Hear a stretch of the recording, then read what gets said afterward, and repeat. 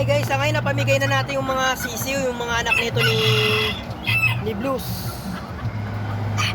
Ngayon, kukondisyon ulit natin siya. Pinapakain ko lang ng muna.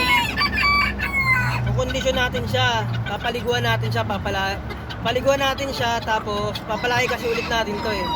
Yan. Sa akin, di naman lugo ng ang mga balaybo niya. Medyo kompleto naman siya. Yan. Ready to breed ulit kasi Blues. Papalayo ulit tayo ng sisiw.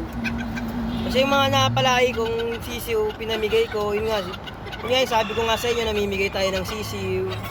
Ganun pa sa mga gustong mag-alaga din, para may experience din nila mag-alaga ng sisiw. Ngayon ito si Blues, kukondisyon ko ulit siya, pinapakain ko lang. Mamaya papaliguan ko to, para ma-refresh yung katawan niya. Tapos bubukod ko siya ng kulungan, lilinisin ko tong kulungan mamaya. Matapos ko siyang paliguan. Kaya paliguan ko lang siya. Hi guys, ngayon pinaliguan na natin yung ating manok na si Blues.